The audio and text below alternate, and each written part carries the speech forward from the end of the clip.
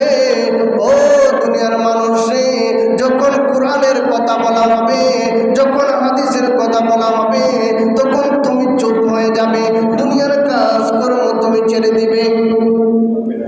কোরআনের আলোচনাগুলা তুমি মনোযোগ সহকারে শুনবে, কারণ তোমার সামনে যখন কোরআনের আলোচনা করা হয় আর তখন তুমি মনোযোগ সহকারে শুনো না, তখন তুমি ওই ফেরেশতারা সাক্ষী হয়ে যাবেন আর তোমাকে কঠিন থেকে কঠিন শাস্তি দিবেন আর বলবেন, যখন তোমার সামনে কোরআন শরীফ তেলাওয়াত করা হয়েছিল, যখন কোরআনের আলোচনা করা হয়েছিল, তখন তুমি মনোযোগ সহকারে শোনো নাই।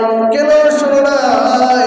এই কান তো আল্লাহ পাক রব্বুল আলামিন দিয়েছেন কোরআনের আয়াত, কোরআনের আওয়াজ শোনার জন্য, কোরআন হাদিসের আওয়াজ শোনার জন্য তোমার কান দিয়েছেন, তোমার শ্রবণ করার জন্য তোমাকে শক্তি দিয়েছেন।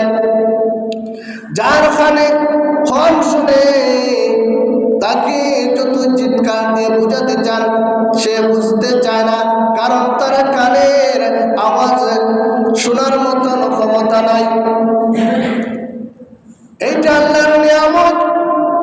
যারা কোরআনের আলোচনা, কোরআনের তেলাওয়াত শোনার পরেও যারা গুরুত্ব দিল না, ওই সমস্ত মানুষদেরকে আল্লাহ পাক রব্বুল আলামিন খালের মধ্যে গরম সীসা ঢালা হবে। আল্লাহ পাক রব্বুল আলামিন তোমাকে